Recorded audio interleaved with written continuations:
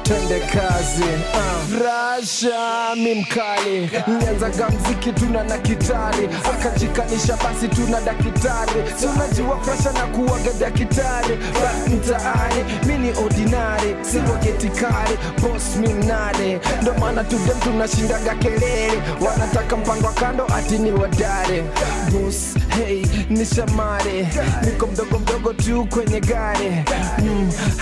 Si usare, nikisonga mbele wako pale pale. Si tuko kwenye club tuna pale lezo, yani pale narusha mizuka pale sijampata mkali maishani mwangu, sijamuona mkali maishani mwangu. Medari mkare, mistari generare kare, generali tangu kale kikundi serikali, yani serikali tangu kale haijarishi kare gani kare, kazi zote kare na katika ile hali kashenkari ina hari kari forward kari Francis hari, safari za mbalimbali kare, biashara mbalimbali kare, hatuchoki na hii safari kare, sauti za kinyumbani kare, wekelea kwa takikare ya dakitari na ni kare. Sijampata mkali maishani mwangu, sijamuona mkali maishani mwangu. Kanya mimi nina sware, majaja kibao wote shware, wanamuka mbele yangu na nisare, wanataka leta noma na kucheza ngware. Kwangu kuja inje kuna umbwa kare, nyumba ndani huko pata bibi kare. Mkare na si mkare nimeng'ara kari kanitoka kare, nimechapa toto ware bado kare. Kama umeshindwa basi leta ture na uongeze ture, ndo mi nikule. Kuja turerembe ture tukolembe, nyewe kwa wamanyi wanataka rembe, wanakana katika kama wembe, otuwabe cheki bukanya kishambe. Sijampata mkali maishani mwangu, sijamuona mkali maishani mwangu.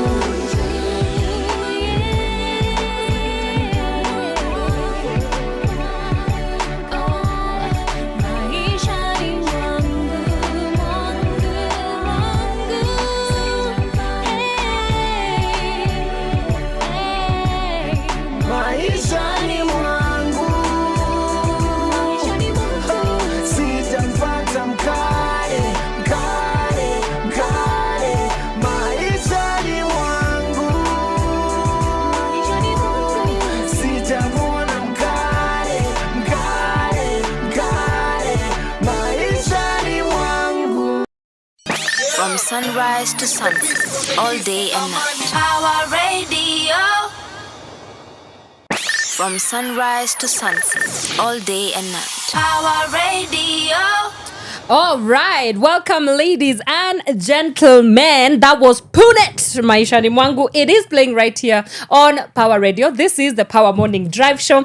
My name is Wanyoike, and if I sound like I am a little bit too excited, it's because I am sitting with champions, guys, and you're about to meet them just in time for our conversation today. We're going to be having a conversation about the hip-hop, the breaking culture, the championships, the creative economy at large. What happens when you're like sort of pioneering a whole completely new movement in Kenya, and what does that look like? And so just buckle up, because our conversation with B-Boys and the Rap Champions is coming up in just a moment. But again, remember, you can get in touch with us on all our socials. Please join the conversation, join the movement. We can be found online, Pawa Radio, across all platforms. And let's get this ball rolling. All right, now I'm going to allow my artists, my champions, to introduce themselves, and then we will get right into our conversation, starting with the gentleman on my immediate left. Karibu sana, it's good to have you. Thank you, good to be here. Yes, salimia wa Kenya, waambie who you are and what we are celebrating you today for. Let's go. All right, glad to be here. My name is Ian Magby, based here in Nairobi. I'm a skateboarder, I'm a rapper, and I'm just happy to be here today. Looking forward to the conversation, looking forward to what Cardo has given us this opportunity to do. Yeah. And we just got to go and represent our country, you know. Represent. Let's go. By the way, this guy, imagine he was like petrol, fuel prices for who? He has an alternative transport system. Yes, sir. It's his skateboard. And he's just told me that he has ever skateboarded from Limuru to Westie. I'm just like, what? Yep. You have hacked the system. You have hacked the system. A few of us my have G. figured out. Uber for who? Wapi. Wapi. Please, I'm coming for lessons. Let's go. Yes, and the one on my extreme left. Karibu sana Power Radio. Yeah, hey guys. My name is B-Boy Williams from Kibera, an organization called The Legits. So we basically do breaking, and I'm having pleasure to be here because Cardo have created more opportunities for us, because I'm happy that we are getting the opportunity to go and represent Kenya in a broad level. So I'm glad. Yeah. And looking forward to represent, bring the cup home. Yeah. Ah, that's incredible, Bring the guys. cup home. Bring the cup home. Listen, that's for y'all. That's for y'all. That's for y'all. Yeah. So I mean, first of all, congratulations. Thank you. I'm looking at a champion, and I'll start with you, Ian. I mean, you got into the championship. You've been crowned the winner of the rap battles. Yes. Talk to us about how is the feeling for winning. How are you feeling? Yeah. Honestly, it hasn't sunk in for me. When you play a beat and you give me a mic, I just speak what's in the soul, what's in the mind, what's in the heart at that moment. And that's the kind of energy that I just had to project out there on stage. Yeah. And it looks like it brought me here. Right. The creative process, it's intricate. Freestyling is a very intricate art. It's very different from writing, because you have to speak what comes to mind. You know, when you have the beat and you're able to now articulate what is it that you want people to hear. And also the crowd reception is very important, because you have to make sure that, you're hyping the crowd up. Yeah. And so with freestyling, I mean, I've done that since we were 13. Ooh. Yeah, lunch school table, boom. Yeah, exactly. Was it just like a Kenyan school thing? Because I also remember, now I could be going to Russia with you all if I was a little bit serious with my rap career. But look at me now, I'm on radio. But yeah, I was going to ask you, how did your love for hip hop and freestyling come about? It's a great question. Mostly from we grew up in an era where hip hop was very influential. So if you look at like the early 2000s, you had pioneers like, you had Lil Wayne, you had guys like 50 Cent, you had DMX, and then their predecessors in the previous generation, you had, the Tupacs, you had A Tribe Called Quest, you had Wu-Tang Clan. So the era of conscious rap was really something that spoke into us, and a lot of the things that they were talking about, I grew up in South Africa, Johannesburg. Oh, I was going to ask where this accent is coming from. I was going to ask. Una twang. Yeah, no, I grew up in South Africa, and so Sani Bonani, Mzanzi, Kwenzenjani. Yeah, and so a lot of what they were rapping about really resonated with kind of like the reality that we were growing up. And so it was very easy to package that and kind of like now tell our own story. Right. Yeah. Do you speak Zulu? Kancane. I haven't been there. I haven't been there in 8 years. Basically, he just told us NKT, guys. Like that's what it is. That's what it is. Okay, 8 years. 8 years. Yeah, I've not been there in 8 years, but yeah, my family's there. Shout out to the fam. Yeah. Oh my Noordwijk. goodness, that's Yeah. amazing. So that's kind of where it. Yeah, that skateboard, it kind of all came together. Like started skateboarding at that time, started rapping at that time, kind of like figuring out the whole artist route. Yeah. Because, we were never trying to go the corporate route, you know. You from jump, you knew that From this jump, is this really is- not for you. Yeah, exactly. Yeah. And so it was all just about constantly like making sure that you're perfecting your art, whether it's skateboarding, whether it's rapping. We'd have rap battles. And it was a very, like if you know about freestyling and rap battles, like if you don't have the juice, then they're going to boo you off the stage. And so that kind of gives you the confidence to always just try to be better. Or if you don't have the juice, bring a blender. Can I do this thing? Yeah. That was such a dad joke. Oh my god, I am sorry to my dead dad. Anyway, Damn. that also went really dark real quick. How is the scene compared to Kenya and South Africa? Like, what are some of the maybe parallels or differences that you've been able to pick up on with the subculture of skateboarding, rap battles, ciphers, if at all? Right. I mean, I would say South Africa is as much as in terms of an African country, they're kind of ahead in a lot of things. Yeah. But you don't want to reinvent the wheel. The thing that I love about Kenya is this is like the scene where pioneering is taking place. You have artists that are coming out, emerging, they're showcasing their art. Nairobi is a beautiful city. Everybody that comes here, everybody that I've met, they love Nairobi. They don't want to leave because there's so much culture, there's so much energy here. And to be able to be in a position to pioneer, whether it's rap, whether it's skateboarding, whether it's dancing, whatever creative art that might be, it's just a really good place to kind of like nurture yourself, nurture the ones behind you, and just try and propel the culture forward so that they can see ain't no city like Nairobi City. No matter where you go, they'll always tell you ain't no city like Nairobi. So I'm just glad to be part of those. One of those few people that are actually making shit happen. Okay. Sorry. Well, we're here now. It's fine. Looking at my producer whether he can curse, but William, he can't. Yeah? Radio friendly. Okay, cool. Okay, yeah. Congratulations, you are the B-boy champion. Yes. My goodness, representing number 9, baby. How are you feeling? I'm feeling good. Yeah. Congratulations. What was your journey like towards b-boying? Is this something that you always knew you wanted to venture into? I think before I started breaking, I started with acrobats. So I met a friend who was interested in what I'm doing. Right. So it was way back in 2014. Yeah. So the guy told me that he knows some moves that is similar to breaking. So it's similar to acrobats. So I studied some moves and I was interested because it was similar with the acrobats.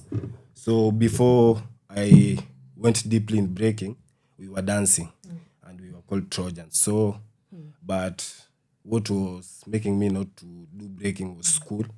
So when 2020 reached, that's when I was over with high school and I had nothing going on. And the person who was training me got married. Oh. So from that, So why would you say that though? Like it's a bad thing. This guy. Yes, I got that guy It's was like, mentoring and basically that's where my dreams shattered. Because somebody got This guy married. just went and got married. He didn't care about my dreams anymore, guys. But here you are. It's okay, So it's funny. okay, yeah. So he got married and we are actually 3 brothers. Oh, okay. And because we love dancing, we said that we can't stop there. Yeah. So we started an organization called The Legits. Yeah. And through The Legits, we nurtured each other and started even a small group of kids. That's where we started focusing on breaking. And within 3 to 4 years, we started seeing changes because we were going for many battles. Yeah. And we saw it was reaping. We had good achievements because we have won a lot of battles. And that made us to be strong and continue with breaking. So in maybe 2024, I decided to put dance aside, but because we are an organization, we didn't stop dancing. So, but basically on my side, I focused on breaking. You put it aside because you also got married? Because I don't know. I got married to the art. Because I think I identified myself because my stronghold is breaking. Okay. Yeah. So that's where my journey started, and we are trying, we are pushing harder. Yeah, so that we can push the scene and see. Keep pushing. Somebody getting married was sort of your breaking point. Pun intended, huh? Yes, pun intended. But did you grow up in Kibera? Yeah. Okay, so he, different from South Africa, but in Kenya. What was the scene like growing up in Kibera? Was b-boying something that you saw in the streets? Is it something that was around you growing up? Yeah, I think it's a coincidence because in Kibra we don't have many breakers. Yeah, so the person who was training us before we even started our organization, we went in an organization called Jabe in Uka. So that's where we were nurtured and we decided to open our group because many people in Kibra, boys and girls, doesn't love to do breaking because it's hard. But through that made me to be stronger with my brothers because it's something which is limited in our place. And we started to have a review and do research. And I think breaking is like a drug. If you enter inside, you can't stop doing it. Yes. Is that your inspiration for people joining breaking? It's my inspiration. That it's like a drug. And I don't want it to end. This guy. Oh my goodness. Yes. Yeah, and thanks to your commitment to that drug, you're going to Russia. Yeah, I'm going to Russia. Congratulations.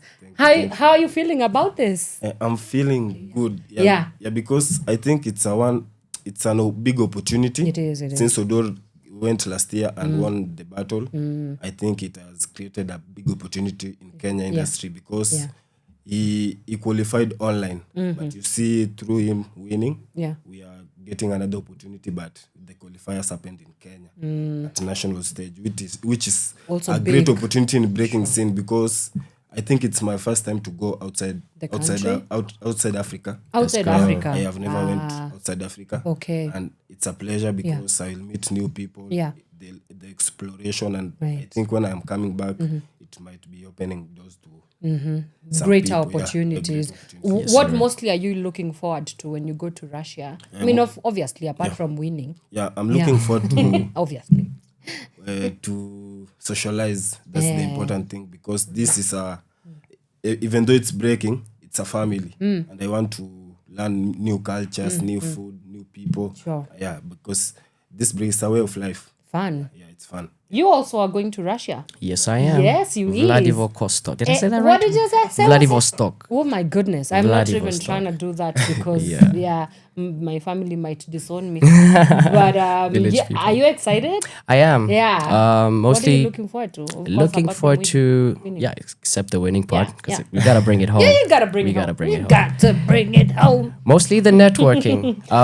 Like B-Boy Willie is saying, it's a great opportunity for us to be able to showcase what Africa is capable of. Absolutely. Western media, not to get too much into it, is they always portray Africa a certain way. And they don't really understand the underlying culture that actually is. And so to be able to make those networks, whether it's through rap, whether it's through skateboarding, because what we're trying to do here is build a whole scene. So shout out to Skateboarding Society of Kenya, Rad Board Shop KE. Shout out to members of Earth. We're all just trying to build a whole ecosystem where the industry and the culture are, kind of like intertwined in a way that is able to provide opportunities like Oduor did for us. And Mzushi over here, shout out to Mzushi, shout out to Cardo.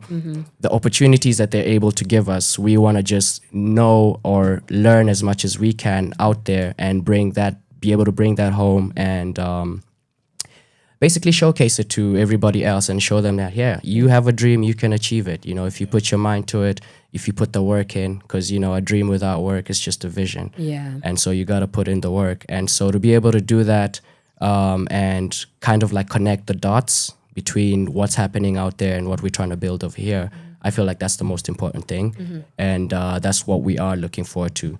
So I'm not just going there as a participant, I'm going there also as an ambassador to the culture that we're trying to build here. You talked about building ecosystems and like systems, larger systems within the culture. What do you think it takes, and where are we missing out on that? Like, there's clearly a lot of distance between where we are and where we need to get to. Right. So to cover that distance, what do you think needs to happen? What does it take?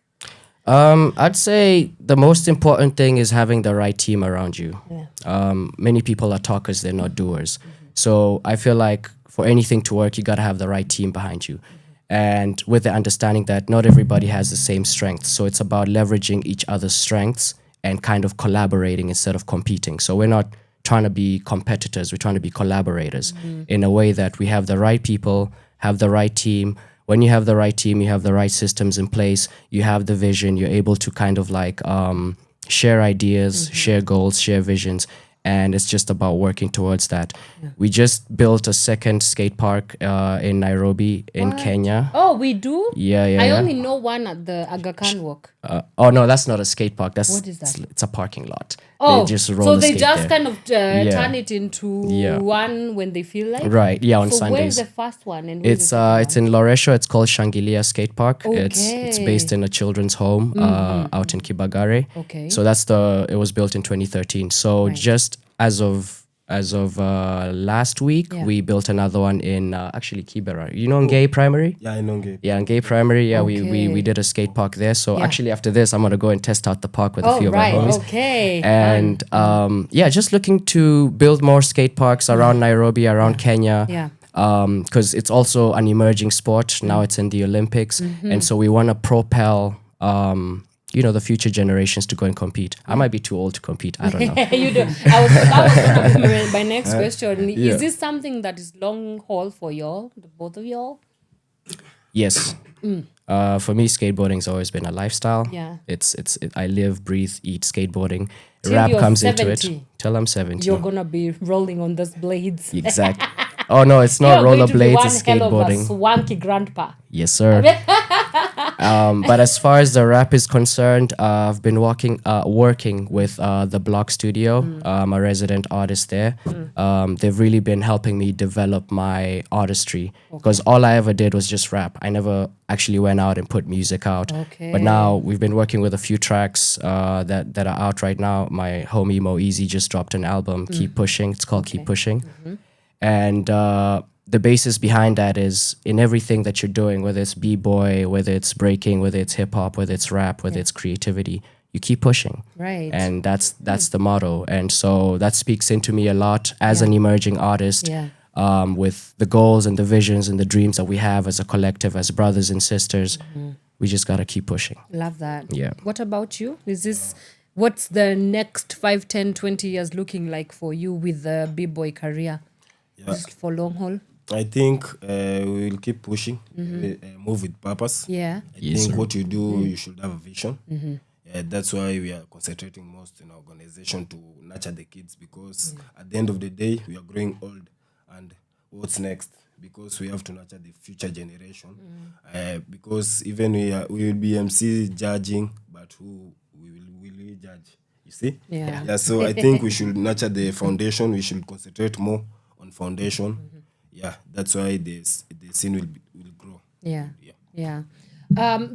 These skate parks that have been launched, there's always conversation about creating accessible spaces. How accessible are they? And are we going to keep seeing more springing up as well in different parts of the country? Do you know? Yes, most definitely. That's the main goal right now. Yeah. We're in talks with certain people that are trying to help us achieve that. Are these certain people government or non-government? I can't really speak into that. Hey, but, this guy is so media trained. You guys. Mzushi, you will tell us. Hey, Yamani. But just being out here is just hoping that the right ears this message reaches the right ears.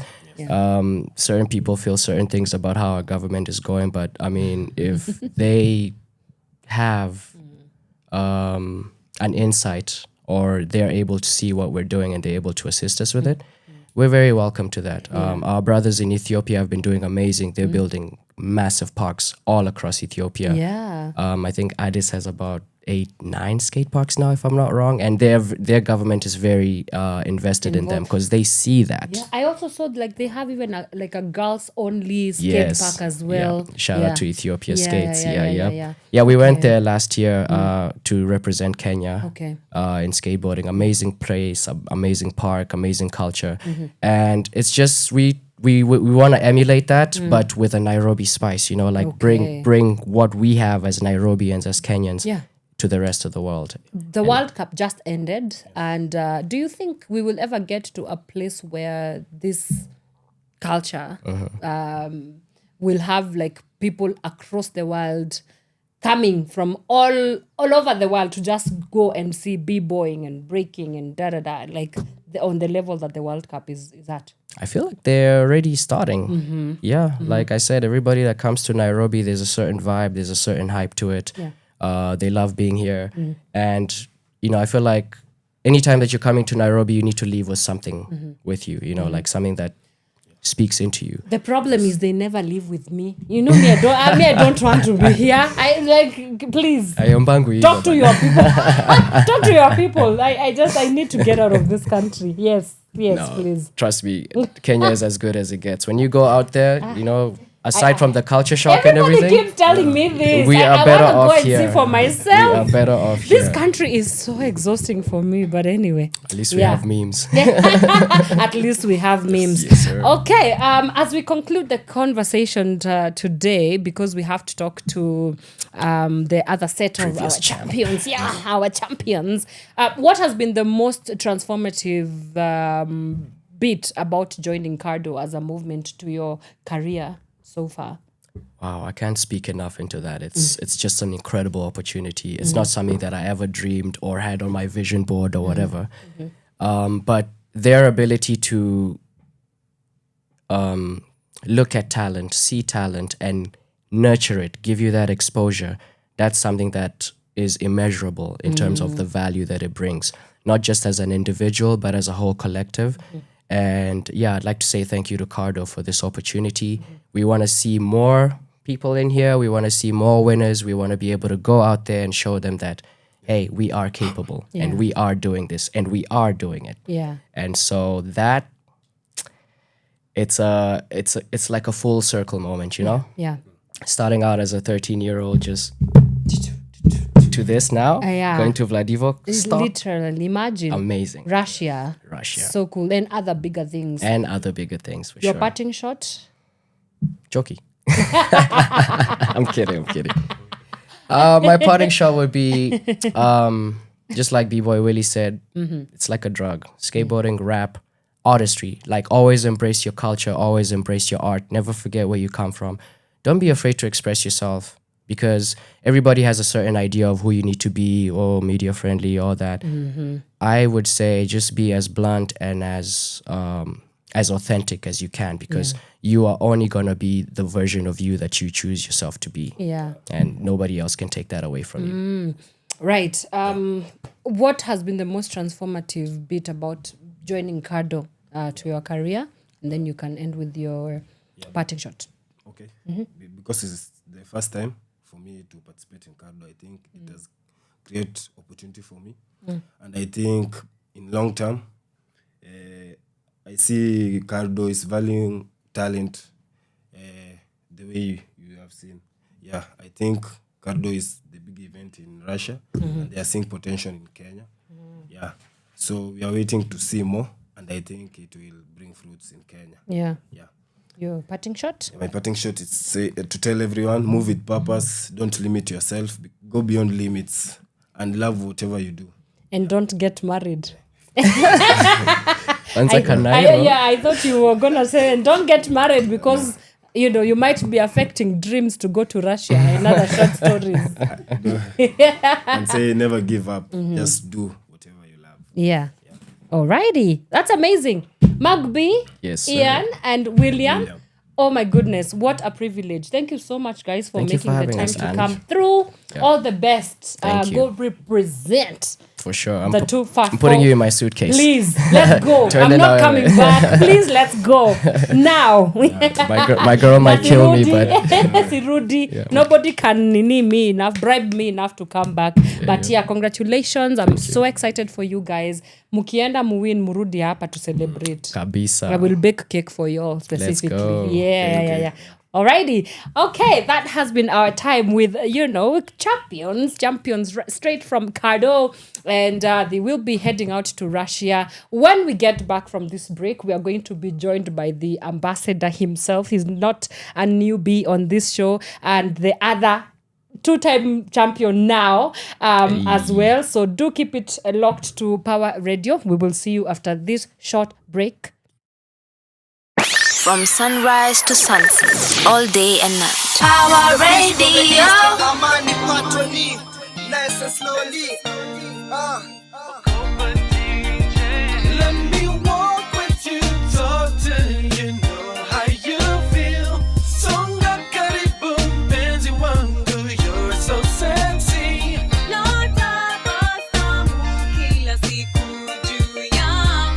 Songa karibu mpenzi wangu, you're so sexy. It is you I think about when I wake up in the morning. You I think about when I'm walking in the day. You I think about when I'm sleeping at night. You niwe mpenzi wangu. You niwe mwangaza wangu. Let me walk with you, talk till you know how you feel. Songa karibu mpenzi wangu, you're so sexy.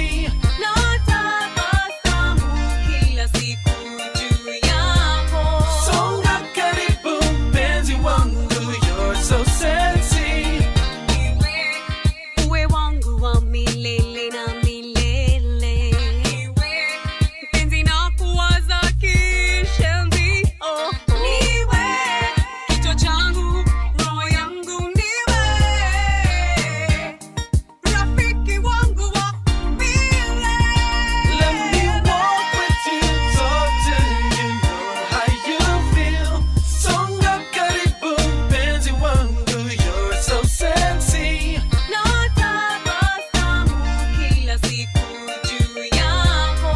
Songa karibu mpenzi wangu, you're so sexy.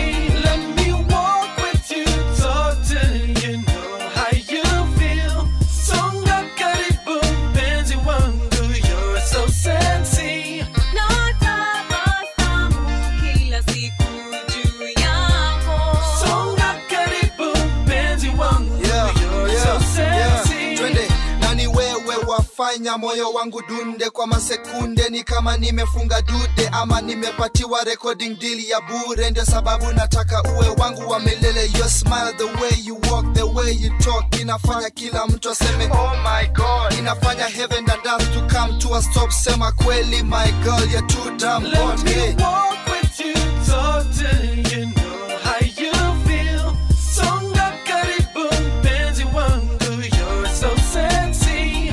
Natabasamu kila siku juu yako. Songa karibu mpenzi wangu, you're so sexy. Let me walk with you, talk till you know how you feel. Songa karibu mpenzi wangu, you're so sexy. Natabasamu kila siku juu yako. Songa karibu mpenzi wangu, you're so sexy. From sunrise to sunset, all day and night. Power Radio. And they're about to kill it. You ain't ready for this, Nairobi. If you killing it, put your hands up in the air for this one time. Feeling so fresh, so juicy. Only rock with the best, I'm choosy. I got the sauce, I'm choosy. In the ghetto at the same time, bougie. Ooh, wanna take a photo, cause my style look good. Caught a good vibe, I can feel it in my soul. Driving around Nairobi like a boss. I don't mean to brag, no, I don't mean to floss. Of course, on the highway, listening to Kagwe. in the Westie. Thank God that it's Friday, man. We so fly. It's our time on the dance floor. Do my latte wine, kama kawaida. Akile, kama kawaida. Akile, kama kawaida. Akile, kama kawaida.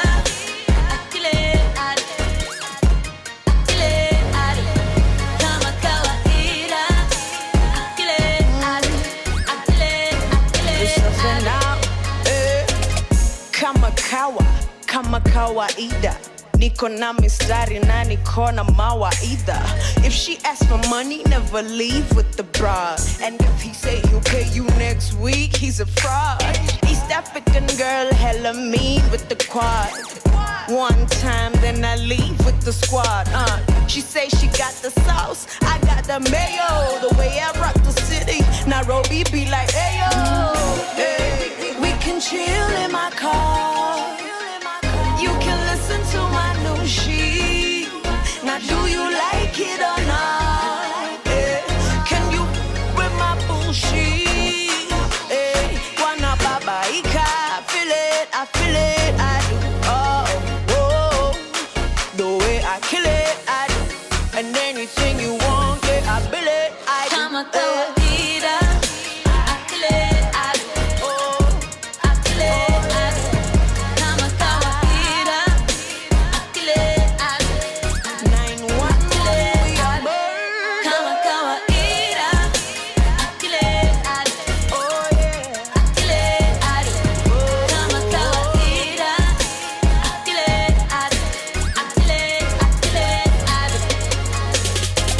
Queen start, favorite part. Right around Nairobi, sitting pretty on the tracks. I'm thinking my new flat is greater than you can. Imagine venye tumewakilisha with my clan. Let's talk about it. I've been about it, dream about it. Worked so hard I became about it. Worked so hard they became about me. Ask about me, ask about me. What's surrounding? All the squad is who's around me. All the sauce is who's around me. Real, trill, live for the thrill. Lucky Luciano, baby, live for the kill. Deal. In something important, for something important. Kuha so ni constant like I kill it, I do. I kill it, I do. Kama kawaida. I kill it, I do. I kill it, I do. Kama kawaida. I kill it, I do. I kill it, I do. Kama kawaida. I kill it, I do. I kill it, I kill it, I do.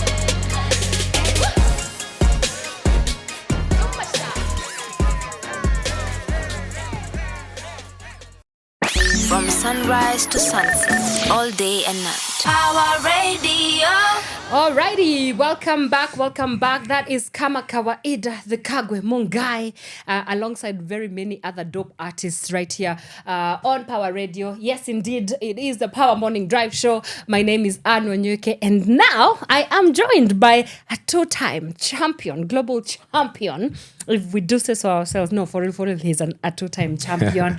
And of course, the one, the only street king of the street ambassador himself, Mr. Mzushi, is joining us on the Power Morning Drive Show. It's good to have you, both of you. Mnaweza introduce for the people who do not know you. I don't know why they wouldn't know you, but I don't know. Maybe they live under a rock, but yeah, please go right ahead. Thank you, and thank you for having us. Sure. So my name is Mzushiafrica. Government name's George Kaminju, and I am the Kenyan ambassador for Kado, also the founder of King of the Street. And basically what Kado is the first foundation that promotes the development of street culture. And by street culture, we mean urban sports. This, skateboarding, rap, hip-hop, breakdancing, among others. Yeah. And, this is the second time around we are coming. And, it's such a pleasure to be able to bring more talents. I think the last time we were here, we were talking about the possibility of creating more opportunities for the urban sports community. Yeah. And so I'm very happy to have, 3 talents out here. Yeah. And they will be going to represent Kenya in Vladivostok, Russia from 16th to 20th of September. That's amazing. Thank you for clarifying that. Because, your Gina. Alafu pia hapo kwa street culture wacha karibu niseme sasa mimi juu napenda smocha. Hiyo ni Hiyo ni street ni part ya Nairobi And street like, guys, culture. I have a talent. I like eating street smocha. So I don't know whether somehow it can fall It is under- part of street culture. It is part of it. So mnipeleke huko Vladivostok. Vladivostok. All right. Good to see you. Good to good to see have you. you. Asante. Yes, Mr. Oduor. Yeah. Jitambulishe hata kama wewe ni 2-time champion. Tukumbushe. Mmeshindilia Lazima tushindilie. We have to toot the horn, please. My name is Oduor. Glad to be back here again. Hip hop freestyler, choreographer. Yes, I also sir. do all style. Another favorite thing about me is the smocha street culture. It's a champion's thing. It's going. Safi sana. Yeah. You are forgetting to say that you are a 2-time champion. Yeah. I was forgetting to say that I'm a Yeah. 2-time champion Of hip hop. Right. Kado. Hey. Going back, the first time was very good. We had to do it again. I love that, man. How does it feel? Congratulations, first of all. Thank you. Yeah. It feels nice. It's very good. Yeah. Honestly, I think what is more fulfilling to me is the fact that it opened doors to other. And as much as I don't like talking about it, but like I'm very proud that by his hard work and what I was able to do, he was able to create path to other of our artists in Kenya. And so, I mean, last time we were here, we were 2 of us. Yeah. We came. Today we are 4 of us. Yeah. Next time we will come. The we will be movement 6. is growing. So I Yeah. think that is more fulfilling than even like winning it a second time. Yeah. Because I mean, I think it's important to bag wins for yourself. But if your wins kind of give other people wins, I think that is quite fulfilling. Oh, you're so humble. So sweet. Mzushi, did you pay him to say this? No, I wish I did, but no. Oh my goodness. But yeah, congratulations. Thank I you. mean, 1 year down the line, you came here the last time, and indeed we were talking about the possibility of sitting on this other side, looking at the journey that it has been. I know you have been in a lot of rooms, talking about the possibility of creating and paving a way for more.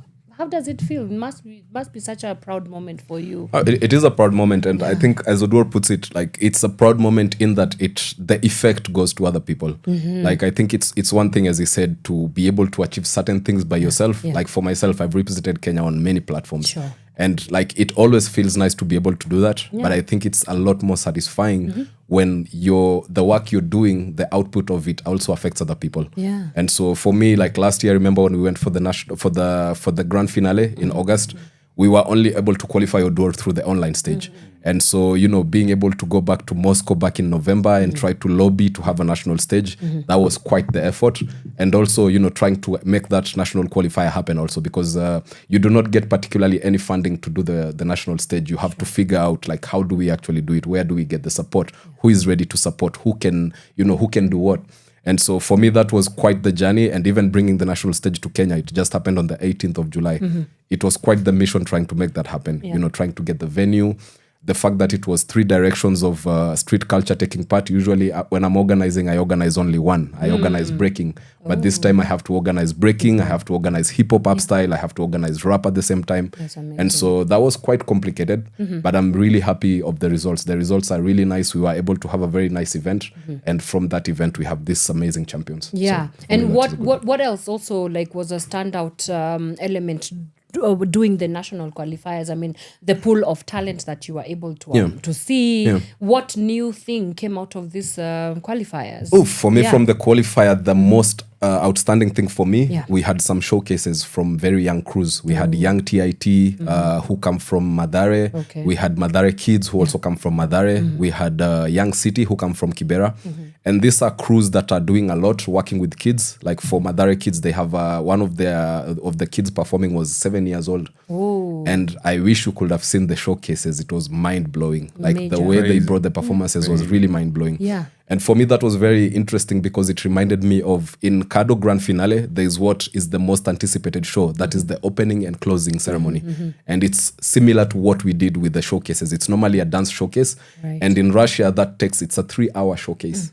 And a 3-hour showcase, that one, first of all, is a challenge to Kenyan dancers. If you've never done a performance for 3 hours, the opening showcase in Russia is 3 hours of performance. Non-stop. Non-stop. That's a lot of energy. Yes. Yeah. And so for me, being able to see the showcases from the kids here also showed me something, a potential that we could also be able to bring something different in terms of choreography, this kind of thing. And so we are looking into the future to see how we can be able to take advantage and give more attention to this talent pool of young guys who are into choreography, which don't particularly go for the competition in Kado, but we can be able to create a new ecosystem for them also. So that's what I love that. Yeah. Let's talk about the Kenyan spice. I know you've been able to see what other people are doing in your genre. What makes your style unique and the Kenyan spice unique in terms of these subcultures? I'd say we have a lot of soul, especially like African countries have a lot of soul. Yeah. So I'd say for us, hip hop is more of like an adopted craft because it didn't originate from here. So the thing about it, what makes us special is the fact New York, for the people who do not know. I wish I had an accent, but a New York accent. Man, but New it York. It is what it is. Wait, it is what it is. Yeah. How do how you talk like this? I don't know. Yeah, it's crazy, right? So for us, it's more of an adopted culture. But the thing that makes us special is the soul. Yeah. So I feel like every African dancer, especially Kenyan dancers, have a lot of soul in their craft. And you can see, I wish most of the people were there to see William and Ian rap. You could see like there's like a touch, a Kenyan touch to it. There's that rawness, there's that soul, there's that vibe that comes with it. And it kind of translates into our artistry. You can see it in our buses, you can see it in our culture, the party life in Kenya, which is very lively. I think that is one thing that makes us very, very special. And I think for me, the way I think about it, the only difference that we have with like people who are outside maybe the European countries is the fact that they start early. And this is like props to people like Mzushi who are trying to create these platforms, because I know I started late. Most of us started late. Like in Kenya, it's weird that you get to start like to express yourself after campus, which is you're around 24 years. Right? And if you win a competition, if you start at 24, you'd probably win your first competition at around 26. Yeah. And then you'll go outside and meet somebody who started dancing when you're 6, 5, 4, you know? Yeah. So in that sense, he has more experience than you. And so I think that is the only thing that like gaps us. But the thing about it is like the Kenyan scene right now is growing, it's very different. And props to the people who are putting in the work, because it's kind of bridging that gap. And we have a lot of people coming into the scene way younger. And the fact that the resources are now starting to become available, it kind of makes sense, because I remember the last conversation we had here, I was talking about how in as much as I was dancing, there was no evidence of like what I'm doing. Yes. Like I'm dancing, but I'm only dancing in church. Okay. Not that it's a bad thing, but like that's the only place I have a stage to perform on. Right. Or maybe a prize giving in school, or maybe PE, or maybe in front of the class to my friends. But right now there's Kado and things of the sort that are kind of like moving the same. It legitimizes. Yeah. You know, like right now, if I go home and tell my mom I'm traveling to that country that has a very hard name, the only person who can pronounce that name in this studio is Mzushi. He just rolled out of his mouth. You're just better than all of us. Man, you just gotta say that. A lot of practice, I think. I mean, it kind of gives it meaning, and it makes more sense to like talk to your parents and be like, yo, I kind of want to post school right now because I want to focus on this, because I can go here. It kind of gives it weight, the decision weight. So I'm very happy that a lot of Kenyan talent is being recognized, because I mean, the resources not being there kind of doesn't give the craft meaning. I mean, we wouldn't know of LeBron if there was no basketball court. We wouldn't know of Usain Bolt if there was no track to run, you know? Right. Yeah, so thank God that these opportunities are coming our way. Thank God for Kado. Shout out to Kado. Yeah. It's giving us a platform to like express ourselves and kind of map Kenya internationally. Because when you go outside, you kind of... It's almost like always a first experience for everyone, because after you go out, you kind of get this culture shock, and you kind of get the... you kind of position yourself internationally. You kind of see where you are and what you need to do to kind of gap that. Oh, so you're constantly studying as Yeah, well. yeah. How do you do that as an artist? Because with most artists that I've been able to interact with, when they are deemed champion, it gets into their head. And like you're now, we can't even tell you nothing. So for you, like, where does that grounding come from? Where you're constantly looking at these other champions and other artists, sort of like opportunities to study and to keep bettering yourself. I'd say I was very fortunate to kind of go outside because that kind of humbles you. I knew I was the best dancer in Kenya until I went outside. So you also kind of went through your own little dissonance. You know, there's that nuance. Like after you go outside and you kind of see the level. Maybe you go outside and you see the kids there. If they come here, they'll smoke almost everywhere, and you kind of realize there's a lot of work to do. In as much, especially the fact that this is an adopted craft for us. Yes. Already we are kind of behind. But the fact that when you go outside and see the scene out there, you kind of realize how far behind you are. So it kind of humbles you and kind of puts your mindset into like, okay, this is where I am internationally, and this is how much work I need to do. Right. Yeah, and I actually pray like a lot of that happens to a lot of Kenyan artists because when you go outside, you kind of see yourself international, and it kind of teaches you something. Like now, when you come back, you act locally, but you think globally. Internationally, yes. Yeah. And I think just to add on what he's saying, there's something we call filling the gap. And filling the gap basically is, first of all, understanding what is the difference between you and the talent pool out in the world. Because when you're in your country, the only talent pool you're able to compare yourself to is the local talent pool, like what is available in your country. Correct. But when you step out and you go to like, William just came from Egypt. Yeah. So for the first time in his career, he is able to identify, okay, from an African perspective, this is the gap between me and the best person in Africa, so to speak. Correct. And so he's now able to start working towards filling that gap. And then now he has the chance to go to Russia.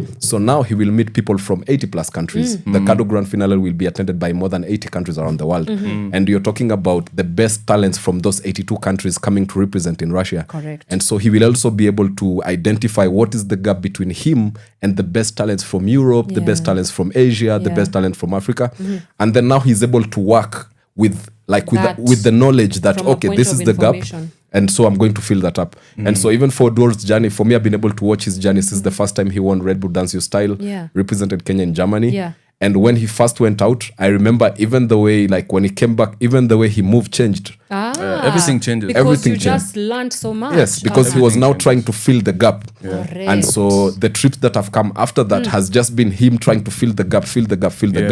Up until last year when he won the hip hop category. And last year he was in the beginner category of hip hop. This year he's going for the pro. Because he realized, okay, in the beginner category I have figured out 1, 2, 3 things. And so now I am able to try and maybe fill the gap between me and the pro. So what are they looking out for? Like, for example, when you go and you're saying you're seeing gaps, what are the specifics that you're looking out for? I mean, it depends with the direction, but I can speak only for hip hop because I do hip hop. But there is a maturity in style and like something that in your movement that shows exposure and information and knowledge. And you know, knowledge gaps a lot of people. All of us know hip hop, but there's certain people who have lived, breathed hip hop. There's certain people who have trainers, have mentors and stuff like that, who have lived and breathed hip hop. My knowledge is only limited to what I can access through YouTube and maybe videos that I watch online. But there's certain people who sit with these pioneers. There's certain people who walk with them. There's certain people who receive like one-on-one advice and stuff like that. So that when we go to the stage, that bridges us. Like you'll see that gap. You'll see like he has some information that I don't have. And now after realizing the gap, as George was talking about, after realizing the gap, now you have to do the hard work of asking the questions, like where do I get this information? And that kind of leads you into the path of growth. That's how you grow, right? Because you can never know what you lack until you see that you lack. So if you expose yourself and then you go to a place where you get humble, you understand this is what I lack, and then you try to figure out information to fill that gap. That's how you grow. Talking about, like networks and all that, when you go out there, Are you in conversation with maybe the best of the best uko hivyo on the global stages? And are there conversations happening in terms of knowledge sharing for our local artists and talents? How are you thinking about that even systemically? Yeah. Oh, so there's a lot of like conversations right now going on. I told you that Kado has given us the privilege of having access to 80 plus countries. And so we have connections with the ambassadors from those respective countries. And as a result, we also have access to the talents from those countries. And so what we've been able to do so far is basically have a system whereby we are able to share, like, what are you seeing on your country? What am I seeing in my country? How can we share that information and how can we learn from each other? Because I wonder what they learn from us. What value do we... There is a lot. Because as Oduor said, like, the fact that we are coming from Africa, like, African bodies are moving bodies. And what I mean by that is, from our culture, like traditionally, African people, movement has always been part of us. It's not something that he may say that we have adopted some of these cultures. But the truth of the matter also is, movement has always been a part of African people. Right. And so us being moving bodies, there is certain movements we do that for other people are very complicated or complex. And so as much as we are learning from them certain things, there is also a lot they are learning from us also. Please talk to my friend called Janet. She cannot dance to save her life. This is not true. Is she an African? Oh This my is not God. true. She dances like a white person. I am sure when she's in the bathroom, she'd be busting moves and Listen, stuff. the girl cannot dance. Oh No, she my can. God. She can. And that's why I say, like, African bodies, and this is from research, this is from, and in every category, like when you look, for me, I've done research in terms of movement from a breaking perspective and also from different cultural perspectives also. And this is a fact that African bodies are moving bodies. This is not even, it's not something, like right now when you go to a baby who has just been born maybe 2 weeks ago and you play music, you will see them moving. Yeah, they're just like, hey. Yeah, this is a very African thing. Hey. It's African bodies are moving bodies. And so it is an African to have 2 left feet. It is very un-African. Janet, you've had. Yeah. But then to like your question was about the value system. The other thing about value systems also, a lot of countries that are in Europe or Asia, they are so progressed in the dance department that they have missed certain things as they developed because the development of that sector went so fast for them. So there's certain things they missed. For us as African countries, as East Africa, we are now in the journey of discovering what dance as a sector is. We are in the journey of discovering what urban sports as a sector is. We are in the journey of discovering what creative space is as a space.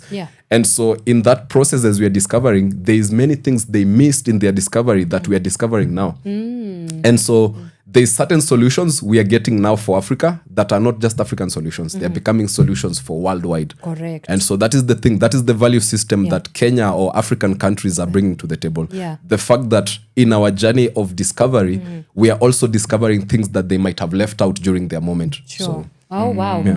As an ambassador, how responsible do you feel to kind of usher in the next phase of what this urban street culture is going to look like? Oh, wow. That is, for me, I think it's a huge responsibility. Quite. Because, the mandate. First of all, just being called an ambassador of urban culture. Like, for me, that's a heavy, it's a heavy burden, so to speak. Because when you speak about urban culture in Kenya is just taking off. In many parts. When you look at rap, when you look at skateboarding, when you look at BMX, parkour, a lot of these cultures. Sifuna is also a subculture. I'm just going to put it out there. Not to politicize it, but... But these are, like, when you look at it, like, these are cultures that are still making their way out. And so what I feel as a responsibility, like being an ambassador, it means that I'm in a position where I can give direction, so to speak. I can sort of first of all give direction, tell people like maybe this is the way to go, but also in the like in that same process of telling them this is where to go, you're also the first person in line. And so you're on a road, you're on a road where you don't really know what the road is, and so you have your machete, you're cutting out the branches and trying to figure out, and guys, follow me, this is the way. But in real sense, you don't know if it's really the way. So that's the complicated part. How do you exist within these two realities? Because it's really quite, so it's quite something. No, it's complicated, but for me, the thing that gives me the push and the motivation that I have every day is these stories. When I watch Magby, when I watch Oduor, when I watch William, like their stories. Machete is working. The machete it seems It to might be not working. know, Yeah, it but seems it to is be working. working, yeah. So for me, like watching their stories, it tells me that there's something we are doing that is going in the right way. Yeah. And so now for me as an ambassador, the thing that has now become a responsibility is how do we bring government on board? You were just asking about government. I am. How do we bring government on board? Yeah. How do we bring private sector on board? Yeah. You know, we had the opportunity to work with Hit Labs. This is Homeboys. And Hit Labs, they just have this new studio where they have like an amazing space for creatives. And they were like, yo, you want to do this thing? We will accommodate you guys. And in fact, we have a rap battle going on. Yeah. We will make it part of the Kado. And then we also had a meeting with Ezekiel Mutua. I had a meeting with the nominated Senator Tabitha Mutinda, and we also had a talk about it. And those are very interesting conversations because I will be bringing the winners to the office of the senator. She will be flagging them off to Russia. Nice. So we are starting to have small steps where government is starting to be like, okay, what's going on there here? could be something, You know, what's going on here? But do they get it? Like, get it? They will get it. Eventually, They will get it. After how many meetings with them? For me, the thing that I've learned also with Yeah. with the whole political system, you have to be patient. Why do you need to be patient? These people change office every 5 years. Sure. And so you might get one person that understands the language you speak, and then in 5 years they're gone, and then you have to re-explain yourself again. Yeah. You know, so the one thing as creative people that we need to get into our heads is don't stop knocking on those doors. Because the moment you stop knocking is the moment they stop listening. You know, so keep knocking, keep explaining to them, keep on coming back. And eventually there will come somebody who will understand what you're talking about. And the other thing now from the back end also now is that the reason we're talking to people such as Ezekiel Mutua, we want policy. We want to, we don't just want to knock on the office. We want to put in policy that can actually speak to what we are doing. Sure. And so Mutua, as the CEO of the Copyright Board, there is certain things he knows that we do not understand. So talking to him makes us able to fine-tune our conversation. Because right now when you go to government, normally we go with this thing that, hey, we need your help. But then that is not the language to use. So what are you reframing when you talk to them? When you reframe, when you go to people like Ezekiel, they will let you understand that there is a certain way to approach government. Okay. That even before you go knock at the ministry door and say, hey, we have this thing going on, there needs to be a certain amount of organization between yourselves, even before you go to them. Okay. Because we've had scenarios where you find, for maybe something like maybe breakdancing, there is 5 people who speak for breakdancing. And so as a government, who are you supposed to listen to? When there's 5 people speaking for the same thing. Yeah. So you people need to fine-tune it such that it's only one voice speaking for all of you. And so is that what you're sort of That is what we're trying to do. right And now? so Okay. like right now you've had Magby was talking about the skateboard park. How have they reached a point where they can build a skateboard park? It means they're knocking on doors constantly and not giving up, and that's how it has come to be. a lot of advocacy Yes. work as So well. that's the one thing. Even when you see some of the guys who came here, you are talking about Magby being media trained, so to speak. But the one thing we're also working out is how can we get the talents to also be able to speak. Because right. the big thing for me, Yeah. I've been a champion of breakdancing for a long time. Yeah. But the thing I didn't know for a long time is how to speak. Seriously? Yes. Is this the same person? It's the same person. What? But for a long time, what I do you didn't know mean? how to articulate what was going on in my head. So And you were just like, there's that thing for artists where you see, I already danced. I already danced. I already I expressed explained myself, yes. Yeah. But the thing is, it was important. It's important. When you have William here, when you have Magby, Yeah. the moment they can tell you what they are thinking, Yeah. it's easier Game for changer. people to translate it into something. How has it been a game changer for you? For me, I would Yeah. say, I remember when we went for the WDSF African qualifier in Morocco, it was because we could speak our mind. Wow. Us being Just able... plainly that. Yeah, us being able to bring this opportunity for Kado, it has come as a result of us being able to speak our mind. Okay. This year, I will also have the chance to attend the International Youth Festival, also happening in Russia. So I will travel just a week before they come. Yeah. And I will be... When Moscow calls, you go. So I will be part of the youth festival. And the youth festival now, Yeah. I also have the chance to speak to young people Love that. about, what we are doing. And that is Okay. also another opportunity we will be, bringing it down to the Kenyan people also. That's amazing. Wow. What about you in terms of the expression? Have you learnt it just now, or it was something that you got into this scene knowing that it's gonna be absolutely important for you to be able to communicate your art sort of? Yeah, obviously. First of all, man, I can listen to this man talk. I'm like, Oh man, yeah, but he kind of start a podcast or something. Yeah. It kind of shows us the importance of in as much as there is the artistry part of what Yeah. you're doing. Yeah. There's also the professionalism side of it, right? Correct. Yeah, because Mhm. if you need funding, you need to talk to certain Yes. people, certain officers, and there's some certain professionalism that comes with that. And you have to be trained. I mean, you can't just say I'm a good dancer and stay a good dancer. Si If hata you- nyinyi mumeona. yeah, yeah, you need to be able to speak your mind. So yeah, I mean, and it came with time when you realize when you start maybe winning these competitions and stuff like that, you kind of realize that some people start approaching you, some companies start approaching you, Yeah. and kind of realize, oh, hey, I need some training here, I need some assistance here. So it's part of the package of becoming a whole system. Yeah, you can't just have the artist part without the professionalism part. So Yeah. kind of speaks Game on the changer, important. yeah. Yeah, it's very important. It's very important, honestly. Yeah. Yeah. You mentioned about researching on how African bodies move and all that. Where are you finding this research, and is it in public domain? And in terms of creating knowledge hubs so Yeah. that the next generation, if they want to look for where to get Yes. the research about these subcultures, what can they do? How can we create our own systems, Yeah. especially geared towards knowledge hub building? Yeah. That's an interesting question because one of the things that I find to be also another thing that needs attention in a way is like a lot of African movement or a lot of things in terms of movement in Africa haven't been well documented.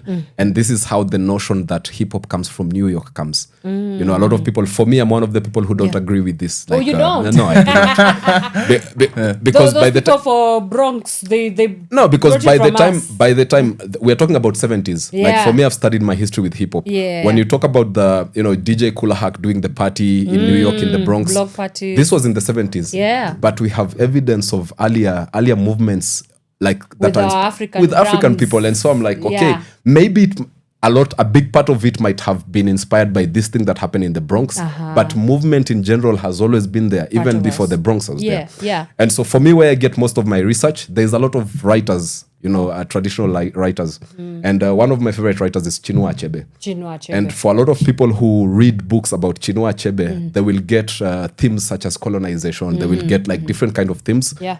Some of the themes we don't get is this kind of themes about movement, because when you read every Chinua Achebe book, if you read any, what's his name, Ngugi wa Thiong'o book, Yeah. they talk about movement from an African perspective.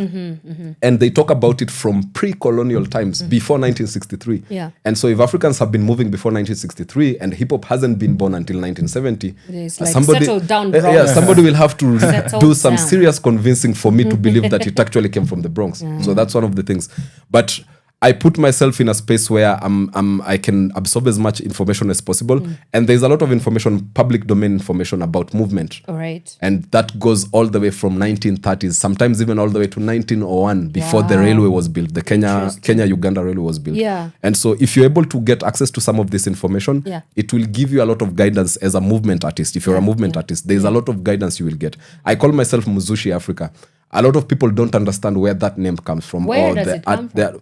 First of all, Mzushi is like basically like in Swahili, Mzushi is like somebody who doesn't know how to give up. Like you tell them this can't happen, they will find a way to make it happen. Okay, So that is Mzushi. And Africa basically is because I am from Africa, and also because I recognize and give, how would I say, I pay homage to the things that have come from Africa, the movement, the language, the interactions. And so for a lot of people, like when you look at movement, you only look at it from the perspective that I'm a hip hop guy, so hip hop comes from this place. But even before you decided that the movement you're doing is hip hop, the movement by itself is very African. Yeah. And so those are some of the things for me that really play a big part in how I move. And I really do encourage also people like to do a lot of research on that, and also to write about it, to talk about it. Yeah. I think it's very important because when you look at people like Chinua Achebe, for me the reason I like Chinua Achebe, if he had not written the books he wrote, there's a lot of African history that might have been lost. Sure. And so from a cultural perspective, we also need to come up with our Chinua Achebes of breakdance, of hip hop, of rap. I think. You just said that you're from Africa, but from your explanation, it feels like Africa comes from you. Yeah. Just wanna say it. Awesome. Parting shot, guys. Moscow, here we come. What are you looking forward to? Yeah, we can start with Oduor. My party shot Winning will be- again. Be like, I wanna win again. Man, I'd say like what is life really? People just wake up and go to sleep. Some don't. Some don't wake up. I think artists give life meaning. Artists give life color, purpose. Yeah. And if you're an artist, we need you. Which camera? We need you. I hope you know that we need you. Yeah. And what keeps me moving is a man who is moving always meets his luck. So we'll just keep on moving, and our luck will meet us someday. Love that. Yeah. Looking forward to Moscow, I'm sure.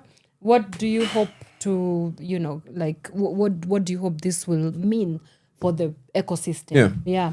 No, for me, I think my parting shot will be like, first of all, it will be a call to the, to the street culture community, like to keep building, because sometimes it seems like what the work you're doing is not getting recognized or is not getting seen. Yeah. But the truth of the matter is people do see what you're doing. Yeah. At least maybe the people you want to see might not be seeing it, but there's people who see what you're doing. Yeah. So first of all, keep doing whatever you're doing and involve people, engage people. If you're from breakdancing, engage people from hip-hop. If you're from hip-hop, engage people from rap. If you're from rap, engage people from skateboarding. If you're from skateboarding, engage people from BMX. Right. Because the one thing I'm learning very fast is that street culture, a lot of these elements of street culture seem like subcultures because they stand on their own. Breakdancing by itself, hip-hop by itself, all these other cultures by themselves. Yeah. But if we find a way to put all of it together, Yeah. then we become a very powerful culture. And the Kado grand finale that happens this year in Vladivostok, Russia is a good example of that. That street culture can actually have a voice in the community, and it can actually transform communities and also impact the way communities relate to each other. Wow, I mean, that's such a powerful place to end it. Mzushi, Oduor, again, what an honor. Thank you. Congratulations, Thank you so much. guys. All the best in Moscow. Thank no, you. not Vladivostok. Moscow. That one. That one. But we will have to pass through Moscow. Oh, you'll have to pass through Moscow Yeah, for as sure. you go. Yeah. Yes, Yeah. but bring it home. Bring Yeah. it home. We'll do. Bring it home. Asante sana. Asanteni sana. All Thank right, you so where much. can people get in touch with Kado? You? Yeah, so at the moment we have the Kado Kenya this is Kado Kenya Instagram, so Kado Kenya as it sounds. And Okay. then we also have the official Kado website, which is www.kadoaward.com. And they also have Instagram, worldkado.com. Alrighty. World Kado on Instagram. On Instagram. Yeah. Fantastic. And you can also follow Ian Magby on Hey, Instagram. yes. Follow I Am Oduor Instagram. Follow B-Boy William on Instagram. Uh-huh. Yeah. Na wewe? King Follow of the Mzushi. street. Don't follow me. The other one was like, don't get married now. You don't Oh, man. Guys, see you in Russia, and I do not want to come back to Kenya. I'm out now. Tell you what, our show has come to an end. Thank you so much for everybody that was able to tune in. Had so much fun. Me now I'm next Yes, level, because now look at the people that I'm hanging out with. Champions, guys. You know how we do. But before I let you go, I have to tell you what to expect. Now, you have to join Miss Kimberly Sandra. She comes in at 11 a.m. on the Shiva Stations. And guess who? She will be having a conversation with the one, the only Sero. Yes, indeed. She's coming to talk about the event that is like, I don't even understand. You have to be there. This is tomorrow, the 1st of August, in her honor, is happening at the Arboretum. Make sure you turn up. It's like everything is happening on the 1st of August, but whatever you do, make sure that you make your way towards the Arboretum. So catch Serom at 11 a.m. with Miss Kimberly Sandra, and I will see you on Monday. Have yourself a fantastic weekend. Tuonane Monday. Bye for now. Yes, Peace, sir. peace. Hey. From sunrise to sunset, all day and night. Power Radio. I'm a gentleman. I'm a gentleman. Healthy na kunywa get to my vitamins. Mgenge sipenda get my vitamin. Don't go fresh. Napiga shawa na dunge meresh. Most bugasi na get trash. Acha my skin tone high na get raw. Shiz, I like your mini skirt. Relax, sipenda get my shortcut. The more nakana mimi, the more nakuhit. Uko set, uko fresh. Kaspel kako go kampo na mo ed. Mademu wangu si wachapi sweep. Milches now zip. Chekini mifunga zip. Wenyambie sinani. Anakujaga na nani kwa nani. Nasikiyaga na mpiyaga nini kwa nini. Leo wewe ume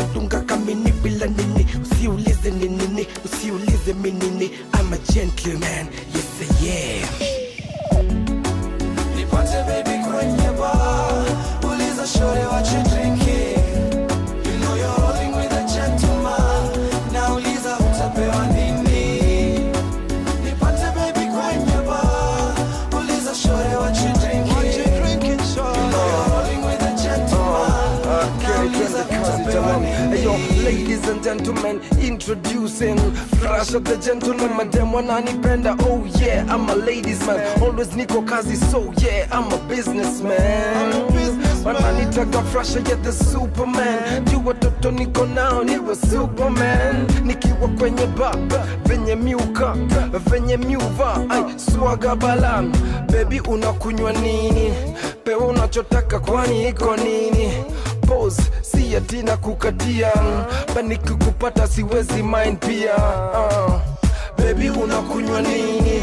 Pewa unachotaka kwani iko nini? Pose, si atina kukatia, bani kukupata siwezi mind pia. Mama, nipate baby kwenye bar. Uliza shore what you drinking, mama. You know you're rolling with a gentleman. Now uliza utapewa nini? Nipate baby kwenye bar. Uliza shore what you drinking, mama. You know you're rolling with a gentleman. Now uliza utapewa nini? In your lifetime, girl, hii ni chance. Yes, only chance ya kuroll na a gentleman. Come close, mami tupate dance. Yes, baby doll, mini wako all night. I keep my swag right, all white. Na leo nina date na Snow White, rare kind, born eye. Ladies go mental, smiles all dental. We getting sentimental, katempo kako gentle. Mini yule, tangu shule. Pata noti sasa baby come tule. Mini yule, tangu shule. Pata noti sasa baby come tule. Nipate baby kwenye bar.